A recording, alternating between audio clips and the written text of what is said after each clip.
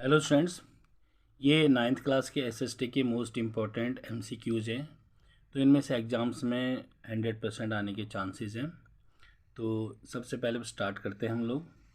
ये क्वेश्चन आता है, what is a tide. Tide क्या है? देखिए, टाइड्स क्या होता है। एक ये टाइड जो है वो सीधे राज्य को अदा किए जाने वाला कर, फ्रांस की मुद्रा, चर्च के द्वारा वसूल किए जाने वाला कर और उपरोक्त में से कोई नहीं। तो इसका जो सही आंसर है वह है चर्च के द्वारा वसूला जाने वाला कर, आपका सी ऑप्शंस ठीक है। नेक्स्ट क्वेश्चन है आपका, 18वीं शताब्दी में फ्रांसीसी समाज कितने स्टेट में विभाजित था। तो जो 18वीं शताब्दी है उसमें जो फ्रांसीसी समाज है वो कितने स्टेटों में बटा हुआ था। तो 1, 2, 3 और 4। तो उस वक्त ये जो समाज था वो 3 भागों स्टेट्स में बटा हुआ था। इसका आंसर है 3। तो नेक्स्ट क्वेश्चन आपका है कि गलत मिलान की पहचान कीजिए। इसमें से कौन सा सही है और कौन सा गलत है आपको बताना है। तो देखिए, रोबेस्पियर एक शासक था। उसके बाद ये है आपका लुईस 16, ये शासक था। जॉन लॉक शासक था। नेपोलियन एक शासक था। इसके अंदर देखिए, रोबेस्पियर ये शासक था, बिल्कुल ठीक है। लुईस 16 भी आपका शासक था और जॉन लॉक जो है वो शासक नहीं था और नेपोलियन भी शासक था। तो इसका सी आंसर आपका ठीक है। नेक्स्ट क्वेश्चन नंबर 4 है, अपनी पूंछ मुंह में लिए हुए सांप किस चीज़ का प्रतीक है। तो ये आज़ादी का, सनातनता का, ज्ञान का और एकता का। इसका सही आंसर है सनातनता का। ये आपका बी ऑप्शन ठीक है। नेक्स्ट है, दासों की आज़ादी का प्रतीक है। तो दासों की आज़ादी का प्रतीक क्या है। टूटी हुई जंजीर, डोने वाली स्त्री और त्रिभुज के अंदर रोशनी बिखेरती आँख और इसमें से कोई नहीं। तो ये टूटी हुई जंजीर इसका सही आंसर है। तो स्टूडेंट्स, नेक्स्ट क्वेश्चन है, सही मिलान की पहचान कीजिए। माउंट एवरेस्ट, ये माउंट एवरेस्ट भारत में है। धौलगिरी भारत में, मकालू भारत में, कॉमेट भारत में। तो इसमें से माउंट एवरेस्ट भारत में नहीं है, धौलागिरी भी भारत में नहीं है, मकालू भी भारत में नहीं है, कॉमेट जो है वो भारत में है। तो आपका डी ऑप्शन आपका बिल्कुल सही है। नेक्स्ट दे रखा है, मेरा मित्र एक देश का निवासी है जिसके देश की सीमा भारत के साथ नहीं लगती। निम्नलिखित में से वह किस देश का निवासी है। देखिए, ये कह रहा है मेरा दोस्त ऐसे देश का निवासी है जिसके देश की सीमा भारत के साथ नहीं लगती। अगर भारत के साथ नहीं लगती तो भारत से बाहर होगा। निम्नलिखित में से वह किस देश का निवासी है। भूटान, ईरान, बांग्लादेश और नेपाल। भूटान की सीमा भारत से लगती है। उसके बाद ईरान की सीमा भारत से नहीं लगती। बांग्लादेश की सीमा भारत से लगती हैं। नेपाल की सीमा भी भारत के साथ लगती हैं। तो आपका ईरान जो है वो बी जो ऑप्शन है वो ठीक है। अब हमारे पास अगला क्वेश्चन आ जाता है कि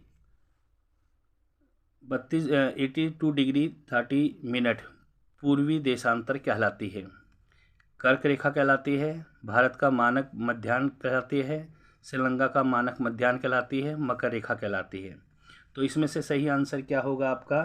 ये होता है भारत का मध्याह्न, मानक मध्याह्न रेखा।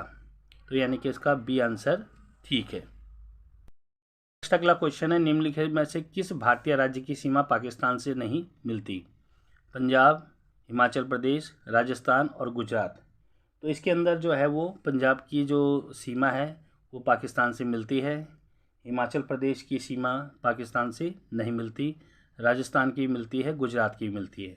तो हमारा बी ऑप्शन बिल्कुल राइट है। नेक्स्ट क्वेश्चन दे रखा है, अरब सागर स्थित है। कहाँ पर स्थित है। देखिए, भारत के पूर्व में, भारत के पश्चिम में, भारत के उत्तर में और भारत के दक्षिण में। तो ये है भारत के पश्चिम में। बिल्कुल सही आंसर इसका बी है। तो नेक्स्ट क्वेश्चन हमारे पास आ जाता है कि हिमाचल प्रदेश, हिमालय में सबसे उत्तरी श्रृंखला को क्या कहा जाता है। तो ये जो उत्तरी सीमा होती है उसको हम क्या कहते हैं। हिमाचल, नीलगिरी, शिवालिंगी और हिमाद्री। तो इसका आंसर सही है आपका हिमाद्री। तो हिमाद्री आपका सही आंसर है। तो नेक्स्ट क्वेश्चन हमारे पास आ जाता है ये कि भांगर है, भांगर को क्या कहते हैं। नए जलोढ़ मैदान, पुराने जलोढ़ मैदान, नदियों की आखिरी अवस्था, दो नदियों के बीच की भूमि। तो इसका सही आंसर है पुराने जलोढ़ मैदान। तो बी आंसर इसका ठीक है। नेक्स्ट क्वेश्चन हमारे पास आ जाता है, निम्नलिखित में से किसने 2002 में पाकिस्तान में लीगल फ्रेमवर्क आर्डर लागू किया? जिया उल हक, मोहम्मद नासिर, परवेज़ मुशर्रफ, इसमें से कोई भी नहीं। तो इसमें सबसे जो आंसर है वह आपका है सी, परवेज़ मुशर्रफ ने 2002 में पाकिस्तान में लीगल फ्रेमवर्क ऑर्डर जो है वो लागू किया था। अगला क्वेश्चन है, किस प्रकार की सरकार के शासक लोगों द्वारा चुने जाते हैं? तो ये निरंकुश, ये तानाशाही शासक होता है, लोकतांत्रिक, राजशाही, उपरोक्त सभी। राजशाही में तो राजा परिवारों के आते हैं। तो लोकतांत्रिक आपका सही आंसर है, यानी कि बी आंसर आपका ठीक है, क्योंकि भारत भी एक लोकतांत्रिक देश है। इसमें जो है वो शासक जो है लोगों द्वारा चुने जाते हैं। अब किसी देश में केवल एक ही दल के सदस्यों को चुनाव में खड़े होने का अधिकार प्राप्त है। इस प्रकार के चुनाव के बाद बनी हुई सरकार क्या कहलाएगी? जहाँ पर केवल एक ही दल है और उन्हें चुनाव में एक ही दल को खड़े होने का अधिकार होता है, तो इस प्रकार के जो सरकार को क्या कहते हैं हम लोग? लोकतांत्रिक। लोकतांत्रिक तो हो ही नहीं सकती, गैर लोकतांत्रिक, और जो लोकतांत्रिक नहीं होती, ए और बी दोनों, इनमें से कोई नहीं। तो ऐसी सरकार को हम कहते हैं गैर लोकतांत्रिक। अब अगला नेक्स्ट क्वेश्चन हमारे पास आ जाता है कि सऊदी अरब में महिलाओं को वोट डालने का अधिकार कब मिला? तो सऊदी अरब में जो है वो महिलाओं को वोट डालने का अधिकार मिला 1948 ए, बी आपका 2005, उसके बाद 2015 और 2010, यानी कि महिलाओं को वोट डालने का अधिकार सऊदी अरब में 2015 को मिला। नेक्स्ट क्वेश्चन है, निम्नलिखित में से किसने स्वतंत्रता के बाद भारतीय रियासतों के विलय में निर्णायक भूमिका निभाई?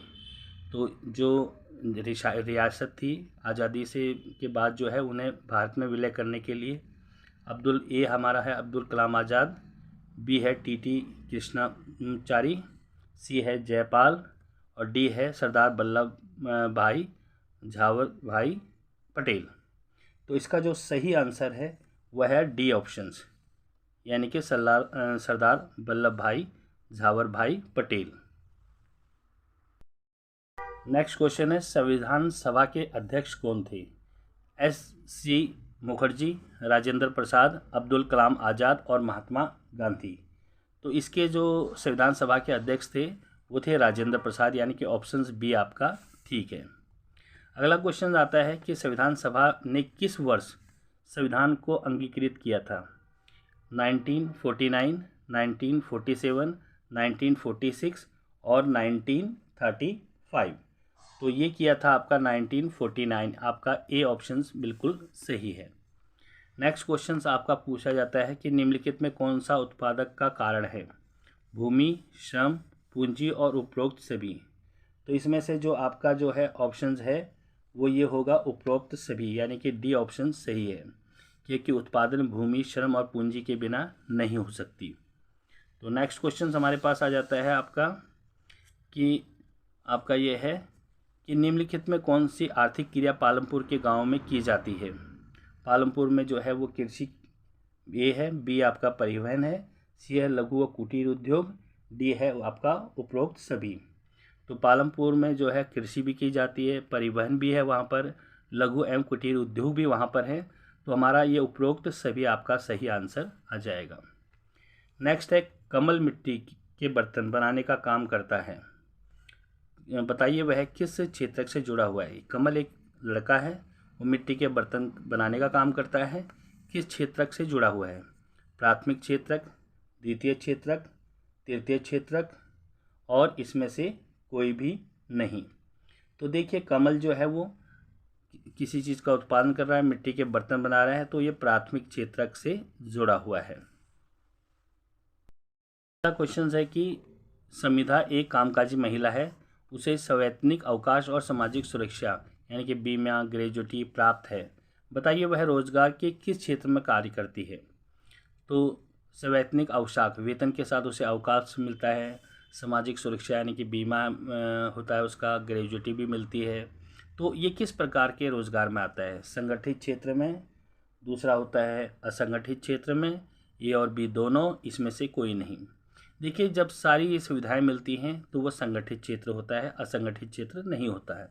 संगठित क्षेत्र का मतलब वही गवर्नमेंट जॉब होती है। तो ये आपका आ जाएगा, आपका ए ऑप्शन राइट है। अगला क्वेश्चन आता है, निम्नलिखित में कौन से HYV बीजों का अवगुण है? तो इस सबसे पहले रासायनिक उर्वरकों का प्रयोग, भौम जल स्तर में कमी, भूमि की उर्वरकता में कमी और उपरोक्त सभी। यानी कि इसमें से पूछा गया है आप लोगों से कि जो है वो HYV बीजों का अवगुण, इनसे अवगुण यानी कि नुकसान क्या है। देखो, रासायनिक उर्वरकों का प्रयोग होता है इसके अंदर, और भौम जल स्तर में भी कमी ही आती है, और भूमि की उर्वरकता में भी कमी आती है। तो ये उपरोक्त सभी आपका सही आंसर है। तो ये 25 क्वेश्चन जी असर्शन रीजन है, काफ़ी इंपॉर्टेंट है। 2 क्वेश्चन तो इसमें कम से कम आते ही हैं। तो देखिए, नीचे कथन ए और कारण आर दिए गए हैं। इन कथनों को पढ़कर नीचे दिए गए विकल्पों में से सही उत्तर चुनिए। अभी कथन आपका दे रखा है, भारत एक लोकतांत्रिक देश है। लोकतांत्रिक देश है, यहाँ पर जो सरकार का निर्माण होता है लोगों के द्वारा किया जाता है। दूसरा, कारण में दे रखा है, भारत में जनता द्वारा चुने हुए प्रतिनिधि सारे निर्णय लेते हैं। तो निर्णय सारे लेते हैं, तो इसका जो है वो आपका बिल्कुल ठीक है, क्योंकि जो भी लोगों के प्रतिनिधि, जनता के द्वारा चुने हुए प्रतिनिधि जनता के अनुसार ही अपने निर्णय लेते हैं। तो पहला तो बिल्कुल ठीक है कि भारत एक लोकतांत्रिक देश है। अब आपको कारण सही है नहीं है ये जानने के लिए हम इसमें क्यों पूछ लेते हैं, क्वेश्चन पूछते हैं क्यों, वाई। तो भारत एक लोकतांत्रिक देश है, क्यों है भाई? तो कारण देखिए, भारत में जनता द्वारा चुने हुए प्रतिनिधि सारे निर्णय लेते हैं, बिल्कुल ठीक इसका आंसर है।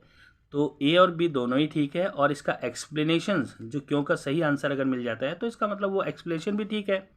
तो अब दोनों ही ठीक हो, एक्सप्लेनेशन भी ठीक हो, तो उसका आंसर आता है आपका ए। तो इसका आंसर जो है वो ए आपका ठीक है, हमें ए आंसर लिखना है इसके अंदर। तो नेक्स्ट क्वेश्चन दिया है, सही मिलान कीजिए और विकल्प में सही उत्तर दीजिए। तो ये दे रखा है पहला कि फर्स्ट दे रखा है गणतंत्र। अब गणतंत्र में ए बी सी में से कौन सा ऑप्शन सही लगता है आपको? देखिए, गणतंत्र का मतलब होता है भारत का प्रमुख लोगों द्वारा चुना होना, न कि किसी वंश या राज खानदान का। बिल्कुल ए का आपका फर्स्ट का जो है वो सी आंसर ठीक है। फर्स्ट में सी, इसमें 1 और 2 दे रखे हैं। दूसरा दे रखा है कि स्वतंत्रता। स्वतंत्रता क्या होता है? नागरिक कैसा सोचे, किस तरह अपने विचारों को अभिव्यक्त करे और अपने विचारों का पर अमल करे, इस पर कोई अनुचित पाबंदी नहीं होती है।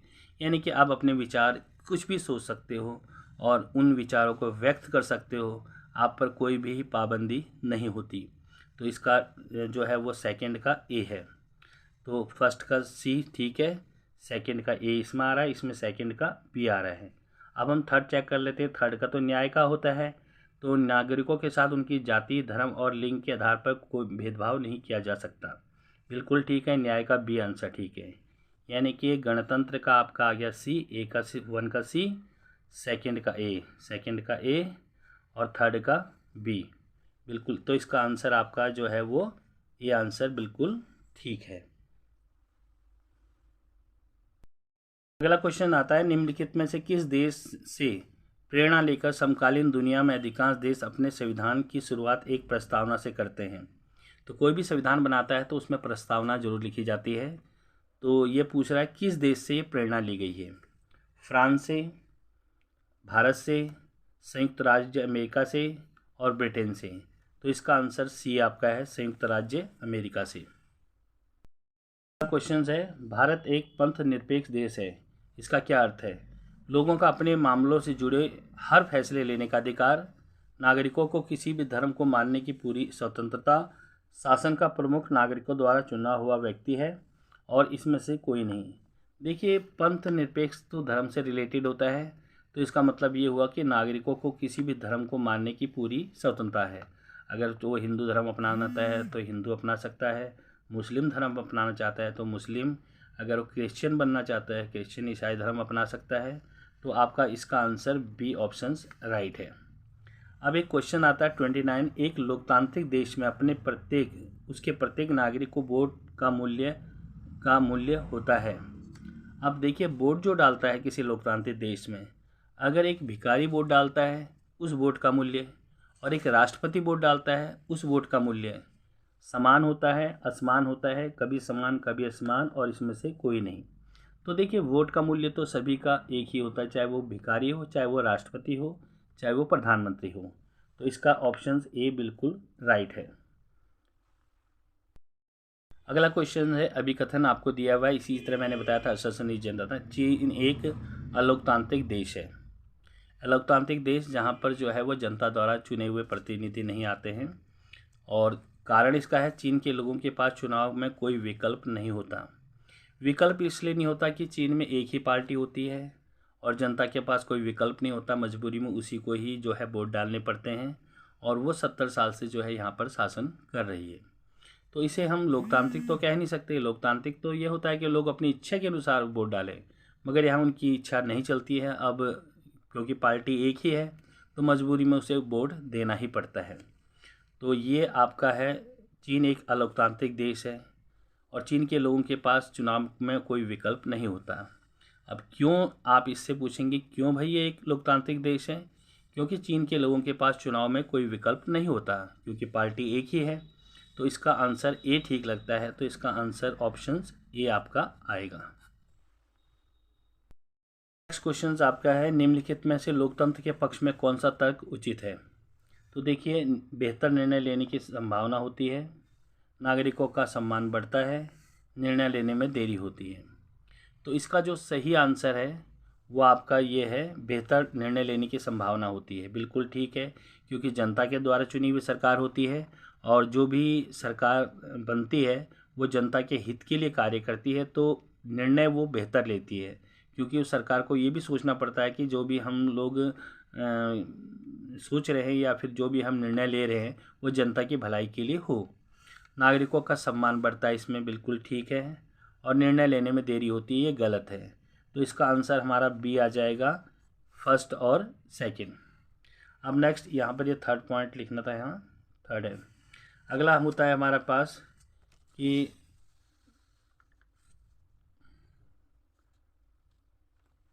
आज़ादी की लड़ाई के दौरान भारतीय राष्ट्रीय कांग्रेस के किस नेता ने 8 अन्य नेताओं के साथ मिलकर 1928 में भारत का संविधान बनाया था? तो यानी कि आज़ादी की लड़ाई के दौरान ही जो है वो किस नेताओं 8 नेता ने मिलकर जो है वो 1928 में भारत का संविधान बनाया था? तो इसका जो आंसर है वह है आपका जवाहरलाल नेहरू, मोतीलाल नेहरू, महात्मा गांधी और भगत सिंह। इनका सही आंसर है मोतीलाल नेहरू, जो कि जवाहरलाल नेहरू के पिता थे। ठीक है, नेक्स्ट क्वेश्चन दे रखा है आपको। नेक्स्ट क्वेश्चन दे रखा है कि अभिकथन दे रखा है, अरुणाचल प्रदेश और गुजरात के स्थानीय समय में 2 घंटे का अंतर होता है। तो कारण दे रखा है, भारत की मानक मध्यम रेखा का मान 82 डिग्री और 30 सेकेंड है। तो अभी आप जानते हैं कि अरुणाचल प्रदेश और गुजरात में जो स्थानीय समय में 2 घंटे का अंतर होता है, बिल्कुल सही बात है, कथन आपका ठीक है अभिकथन। और कारण भारत की मानक मध्याह्न रेखा का मान 82 डिग्री 030 सेकेंड है, ये भी ठीक है। और इसमें पूछा जाता है अगर आप क्यों है, क्योंकि जो ये मानक मध्याह्न रेखा का मान जो है 82 डिग्री 30 सेकेंड है, तो इसका रीजन भी ठीक है। तो इसका जो आंसर हमारा आएगा वो ए आएगा। तो नेक्स्ट क्वेश्चन दे रखा है, निम्नलिखित में कौन सा कथन भारत के संबंध में सही है? यह दक्षिणी गोलार्ध में स्थित है, क्षेत्रफल की दृष्टि से विश्व का 7वां बड़ा देश है, मकर रेखा इसे लगभग 2 बराबर हिस्सों में बांटती है, अटलांटिका महासागर में भारत की केंद्रीय स्थिति है। तो इसका जो सही आंसर है वह है बी, यानी कि क्षेत्रफल की दृष्टि से यह विश्व का 7वां बड़ा देश है। अब नेक्स्ट क्वेश्चन आपका आ जाएगा 35 में क्वेश्चन दे रखा है, नीचे दी गई विशेषताओं के आधार पर पहचान कीजिए कि यह भारत का कौन सा भौतिक स्वरूप है। यह एक मेज की आकृति वाला स्थल है। तो मेज की आकृति वाला स्थल को हम क्या कहते हैं? यह पुराने आग्नेय तथा रूपांतरित शैलों से बना है और इसमें 2 प्रमुख भाग हैं, मध्य ऊंची भूमि और दक्कन का पठार। तो इसमें आप लोगों का क्या आंसर होगा? तो इसका देखिए, पहला देखा उत्तरी मैदान, प्रायद्वीपीय पठार, तटीय मैदान और हिमालय पर्वत श्रृंखला। तो इसका जो सही आंसर है वो प्रायद्वीपीय पठार है। तो प्रायद्वीपीय पठार आपका बी ऑप्शन बिल्कुल ठीक है। अगला क्वेश्चन है बरकान क्या है।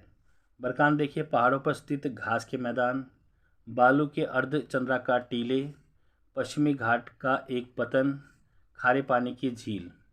तो इसमें से जो सही आपका ऑप्शन है वह है आपका बालू के अर्ध चंद्राकार टीले, आपका बी ऑप्शन ठीक है।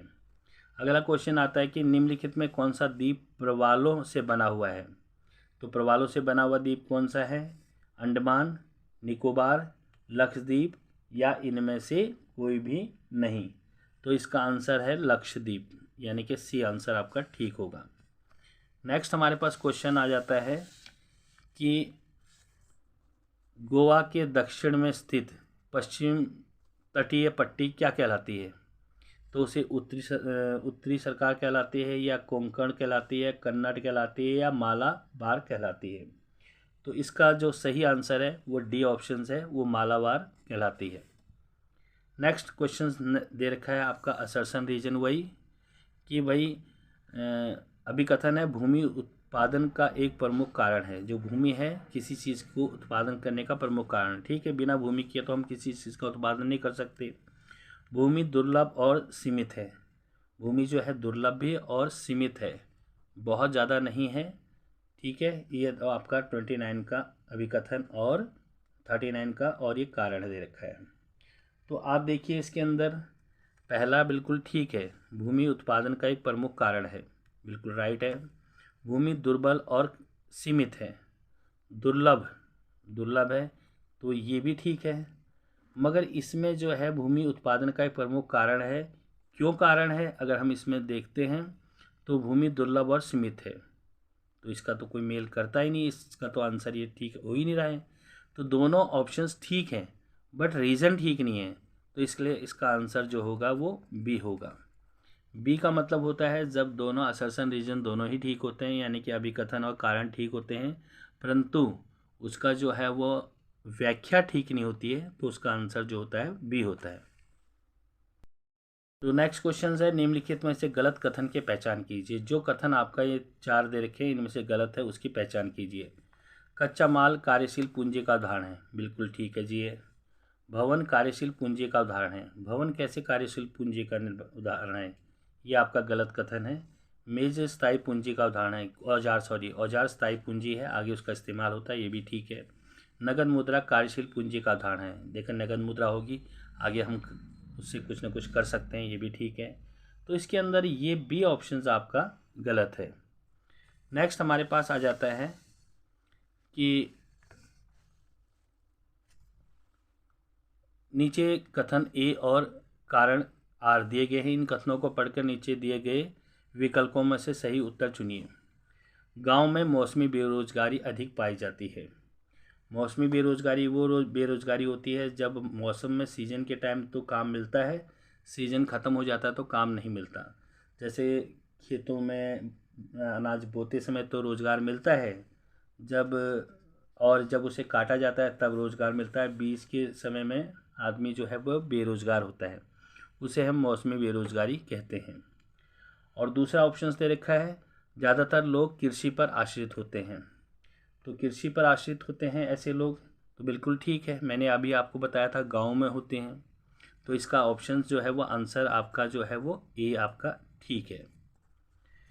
नेक्स्ट दे रखा है आपको कि खाद्यान्नों की उपज में वृद्धि संभव हुई है। खाद्यान्नों की उपज में वृद्धि किस कारण संभव हुई है। पहला है हरित क्रांति के कारण, दूसरा है नीली क्रांति के कारण, श्वेत क्रांति के कारण और पीली क्रांति के कारण। तो इसका जो सही आंसर आपका है वह है सी, क्या कहते हैं सी नहीं, इसका सही आंसर है आपका 42 क्वेश्चन है, तो इसका है हरित क्रांति के कारण, क्योंकि गेहूं की उपज में आवश्यकता से ज़्यादा वृद्धि हुई तो इसे हरित क्रांति कहते हैं। इसमें अच्छे बीज, अच्छे उर्वरक और अच्छे कृषि यंत्रों का प्रयोग करके उपज में बढ़ोतरी हुई थी। तो ये हुई है आपका आंसर ए, हरित क्रांति के कारण। तो नेक्स्ट क्वेश्चन ये नीचे कथन ए और कारण आर दिए गए हैं, इन कथनों को पढ़कर नीचे दिए गए विकल्पों को सही चुनिए। देखिए अभी कथन है फ्रांस में बढ़ते करों से सबसे ज़्यादा तीसरा स्टेट प्रभावित थे, और कारण दे रखा फ्रांस में केवल तीसरे स्टेट को ही कर देना होता था। तो देखिए फ्रांस के अंदर जो है तीसरा स्टेट जो है वो बिल्कुल ठीक बात है, बाकी को तो छूट दी गई थी। तो सबसे ज़्यादा प्रभावित जो था वो तीसरा स्टेट था। क्यों प्रभावित था? क्योंकि फ्रांस में केवल तीसरे स्टेट को ही कर देना होता था। अगर हम यहाँ क्यों लगाएं तो इसका आंसर बिल्कुल ठीक सूटेबल आ रहा है। आपका अभिकथन ए भी ठीक है, आर रीजन भी आपका ठीक है। तो इसका जो आंसर आएगा वो आंसर आपका ए आएगा।